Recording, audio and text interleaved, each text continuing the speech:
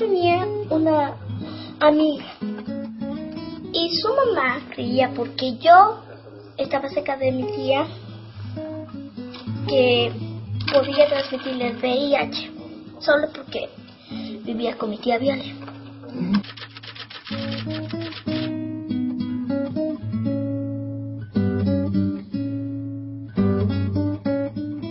Estamos aquí siempre luchando por nuestra vida y diciéndole que las personas con VIH sí pueden lograrlo y sí pueden seguir adelante.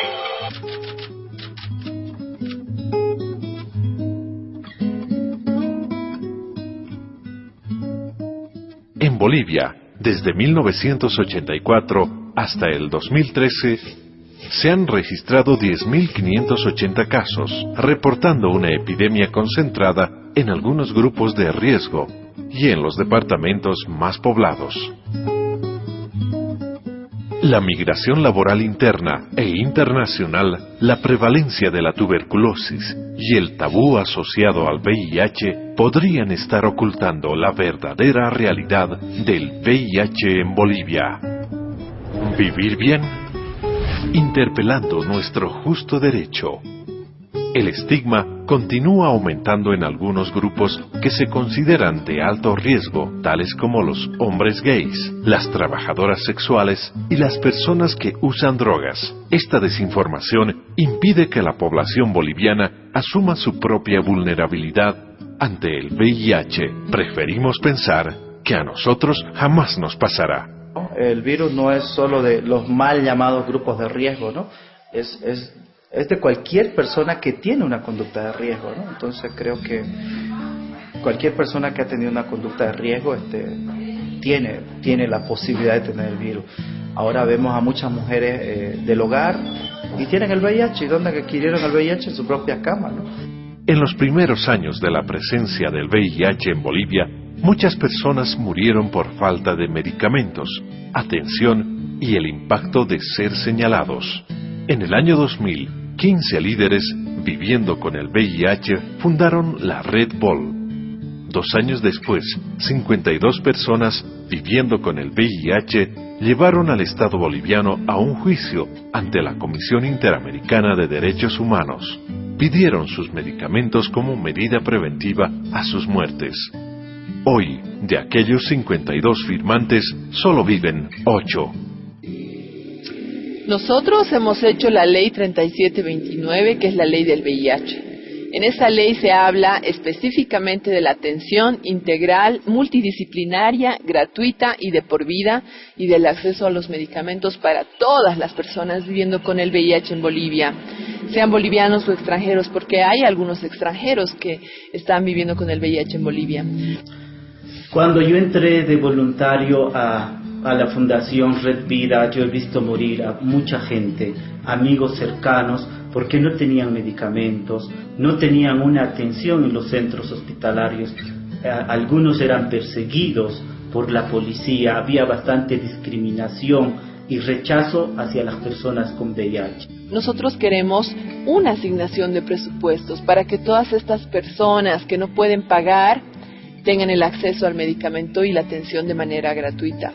El VIH no discrimina.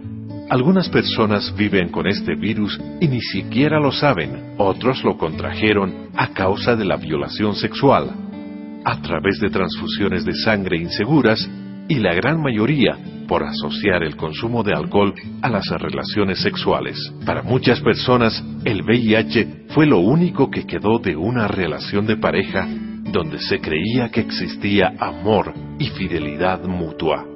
La mayoría de estas personas no creían que el VIH tocaría sus vidas, porque no se consideraban parte de los grupos de riesgo. El concepto va cambiando en mí en el momento que el VIH entra en mi familia, donde realmente vemos de que el VIH es una enfermedad que no discrimina género, sexo ni raza, ¿no es cierto? Al hacerme público mi persona en conjunto con mi hija, creo que mostramos la otra cara del VIH, ¿no? Yo soy una ama de casa. Yo con el VIH ya son 6 años. Hace como 12 años me dio cáncer en la matriz. Seguí un tratamiento en el cual recuperé por el cáncer. Después de que sané del cáncer, 2 meses después me diagnosticaron que tengo leucemia y me hacía mi cambio de sangre cada 3 meses, así que he seguido tratamiento. Y en una oportunidad, como yo soy madre sola, me fui a trabajar a la petrolera de cocinera. Entonces me puse mal y ahí es donde me hicieron una transfusión de sangre para salvar mi vida. Y ahí me transmitieron el VIH. En el momento en que me enteré fue que yo tengo una fractura de pelvis, entré por emergencia y mi hijo nació 7 mesino. Después de que lo tuve a mi bebé, me dijeron que yo tenía el virus. Soy madre, soy abuela, soy amiga, soy compañera, soy una mujer viviendo con VIH. Actualmente algunos nacen con este virus y hoy existen niños, niñas, adolescentes y madres que sufren el impacto del VIH. Cada lunes, por lo menos, conocemos gente nueva de la zona rural de 15 a 20 personas, de diferentes lugares, de Punata, de Quillacoyo, de Clisa, de Sacaba, del Chapare, vienen de todas partes y para nosotros es muy preocupante esta situación de decir, wow, está creciendo mucho más ahora la zona rural con personas con VIH. La discriminación y estigma que estas personas sufren expande cada día para ellos. En sus trabajos, en los centros de salud y hasta en sus propias familias enfrentan actitudes inquisidoras a causa de la falta de información y educación en cuanto a la prevención y la realidad de lo que significa vivir con el VIH. Cuando yo recibí mi diagnóstico, yo vi en el periódico Los Tiempos se busca argentino intensamente con SIDA. Vino la policía a esta casa donde estamos hoy, un patrullero vino a buscarme y yo me escapé de esta casa porque querían deportarme. Sí, en ese tiempo había mucha ignorancia, muchos prejuicios y por supuesto muchísima discriminación. O algunos murieron porque llegaron muy tarde, sí, llegaron en etapa SIDA. Otros murieron de angustia. Otros porque fueron muy señalados, otros porque fueron echados de su casa, otros porque cuando fueron al médico le preguntaron, qué bonito, ¿y de dónde te lo agarraste? Por algo es, te lo mereces. Entonces había tanto juicio moral. A mí me ha pasado cuando me he internado hace muchos años y estaba en la pieza 12, en los pasillos se comentaban, anda a ver el sidoso de la 12, y todos entraban a la 12, estudiantes, personal de limpieza, todo para ver el supuesto monstruo que vivía con SIDA. Existe todavía el estigma, la discriminación hacia nosotros, las personas con VIH, sobre todo en los centros hospitalarios, ¿no? En los centros de salud y en algunos otros trabajos. Pero creo que es bueno visibilizarse, es bueno dar la cara. Después de la violación me fui a mi casa a llorar, me fui a bañar y luego estaba como en una nube por mucho tiempo y yo creo que hasta ahora, ¿sabes? Nunca se supera el dolor de la violación. Tal vez el VIH me ha hecho una mejor persona, pero la violación no. Deja huellas en la vida de una mujer, de un hombre para siempre. Yo creo que tendría unos problemas si no tomara sus medicamentos. Pero ella cree que puede lograrlo. Cree que puede vivir con el VIH y yo creo que también va a vivir un buen tiempo o lo suficiente para que disfrute de la vida. Hay gente que conoce a Violeta y me ven a su lado y piensan que yo también tengo el VIH, ¿no? Entonces, la verdad a mí no me preocupa eso, porque como les digo, yo veo primero el valor a la gente. Ok, yo pienso que el VIH es algo terrible, pero también es más terrible encontrar gente que con su carácter o con su forma de ser es peor. Como les digo, no he tomado el tema del VIH, sino cómo es ella. Por ejemplo, esta noche eres víctima de violencia sexual, puedes tomar el medicamento que yo tomo por 2 días y se podría prevenir una posible transmisión del VIH. En ese tiempo yo no lo sabía. Ahora lo recomiendo a todas las personas que han padecido violencia sexual, y si alguno de ustedes la tuvo, háganse la prueba del VIH. Las personas con VIH requieren consumir a diario medicamentos antirretrovirales, los cuales no se adquieren fácilmente y tienen un alto costo. Lamentablemente no te quitan el virus, tampoco eliminan al virus, no lo matan. Lo único que hacen es que lo encapsulan y controlan al virus para que no se reproduzca, y de esta manera las defensas no son afectadas. Pero dejas de tomar el medicamento y el VIH se vuelve a reproducir, y al reproducirse va matando las defensas. Es por eso que nosotros tenemos que tomar el medicamento cada día, porque día que no tomamos, el VIH se reproduce no una copia, sino millones de copias de sí mismo. Un tratamiento de una persona con VIH por un año puede costar $10,000.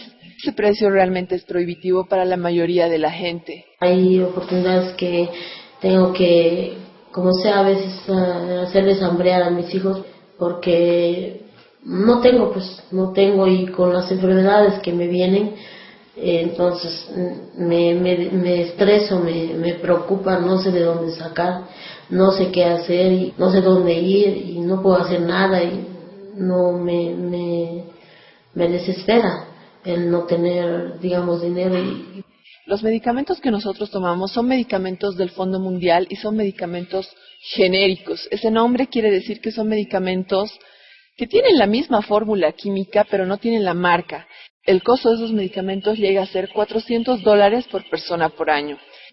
A la fecha, estos medicamentos y la mayoría de los servicios de atención y prevención del VIH en Bolivia se financian con recursos de la cooperación internacional, a pesar de que existe la Ley 3729 en la que se especifica que el Estado debe proveer una atención integral y gratuita en salud. Lo que se necesita es recursos para responder a la epidemia, y en vez de estar gastando los recursos, malgastando en programas que de repente no son sostenibles, la salud es un tema que sí nos interesa, la prevención es un tema que sí es sostenible en el tiempo, porque aseguramos que personas no adquieran el VIH, y también aseguramos con la atención que personas que estamos viviendo podamos vivir muchísimos años y respondiendo a nuestro país. Estas inversiones son mínimas en relación al beneficio y a la ganancia social que vamos a recibir si garantizamos que las PBBs tengan no solamente el acceso a los medicamentos antirretrovirales que ya están garantizados por norma, ¿no?, sino además a los medicamentos y el tratamiento frente a las enfermedades oportunistas, ¿no?, que en muchos centros de salud, a veces por ignorancia, creo, por falta de voluntad, no se le da la atención debida a estas personas, aduciendo que la ley simplemente habla de medicamentos antirretrovirales. La ley habla de un tratamiento integral y multidisciplinario, que estas personas van a ser protegidas por esta ley y que sus gastos van a ser cubiertos por el Estado. Entonces, en muchos casos no se está cumpliendo, ¿no? Hay una falta de información, pero generalmente es una falta de voluntad y de decisión política claras. A veces los números o las estadísticas nos pueden decir una cosa, ¿no?, pero en realidad pueden ser más las personas afectadas, ¿no?, y de que está en sus manos otorgar recursos para esto. Hay fondos que no se ejecutan tanto en la gobernación, si hablamos de manera general, ¿no?, en la gobernación como en la alcaldía, y esos son recursos que se están perdiendo y que podrían ser para beneficio de las personas que viven con VIH, ¿no? En el 2015, el financiamiento del Fondo Mundial termina, y la posibilidad de que nuestro país pueda volver a ser elegible es desconocida, debido a que Bolivia ingresó en la categoría de países de ingresos medios, superando la extrema pobreza. Es un negocio fatal. El negocio del VIH es un gran negocio a nivel mundial. Ellos son una empresa, lo que les interesa es la ganancia, y si muere un niño con VIH no les importa. Eso pasa a nivel mundial. Y sobre todo pasa en países de ingresos medios que ellos ven como un mercado potencial para sus medicamentos. Si estuviéramos en África, quizás estos medicamentos serían gratuitos en algún caso. Pero como Bolivia y Brasil y México y Colombia están aumentando un poco su Producto Interno Bruto, ellos dicen, no, gratuito no, aquí ustedes nos van a pagar. Sin las donaciones internacionales, abuelas, bebés, niños, niñas y adultos que viven con VIH y SIDA morirán al no recibir el tratamiento y la atención adecuada, lo que también generará una mayor expansión del virus en todo el país. Y la prevención sí funciona. Es como cualquier gripe. Si estás encerrado en una sala y hay 5 personas con gripe, lo mejor que puedes hacer es tratar a los que están enfermos y no vas a tener 20 enfermos. Eso es lo que tienen que hacer en VIH. El 1 de diciembre se recuerda el Día Mundial de Lucha contra el VIH y SIDA. En Bolivia es una de las pocas oportunidades en que autoridades y medios de comunicación escuchan a quienes viven con el VIH. La Red Bol trabaja para que se entienda que hay miles de personas que viven con el VIH todos los días del año. Bueno, Red Bol nace en Cochabamba, ¿sí? Y nace un 8 de julio. Un 8 de julio aquí en Cochabamba, con la presencia de algunos líderes que pudimos traer gracias al apoyo de IDH, y después dijimos que juntos vamos a poder hacer frente a las autoridades, porque muchas veces algunos de nosotros los líderes tuvimos que hablar por mucha gente. Entonces dijimos, no, queremos a partir de ahora que nace Red Bol exigir de que nos atiendan, pero no con privilegios, que nos atiendan como cualquier ciudadano. Entonces nace con ese tinte político de entrada. ¿Por qué? Porque la Red Bol, en este periodo de gestación, queríamos ser más en el nacimiento de Red Bol, pero no pudimos ser más de 17 personas porque en el transcurso se estaban muriendo. Entonces Red Bol está construida sobre cadáveres, definitivamente. Gracias a que formamos el grupo de la Red Bol, pudimos lograr ese regalo tan enorme del gobierno del Brasil, la donación de medicamentos antirretrovirales para Bolivia, gracias al activismo de los ejecutores de la Red Bol. El VIH es un problema de salud pública.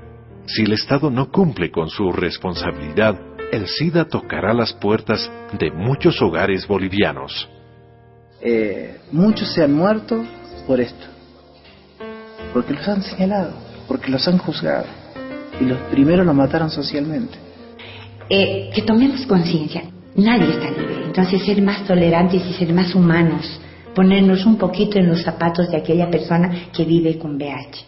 Desde que Red Bol existe, personas como Daniel, Violeta, Fernandita, Julio César, Kipi, William, Nancy, Nelson, Juan Carlos y muchos más han hecho que su diagnóstico de VIH sea una bandera de lucha por sus derechos humanos. De esta forma, son los portavoces de quienes no tienen voz, para que aquellos que temen ser visibilizados tengan una esperanza de vida, un rostro y un futuro. La parte médica, la parte científica tiene un límite, porque es muy difícil entrar médicamente al espíritu, al sentimiento de la persona. Por eso nosotros tenemos tratamientos alternativos a través de la energía, la espiritualidad, que no son ligadas a la religiosidad. Entonces, cuando nosotros como médicos hemos logrado curar ese cuerpo, nos falta curar esa alma, ese espíritu. En noviembre del 2013, el gobierno comprometió un incremento significativo en los recursos para la atención y prevención integral del VIH en Bolivia.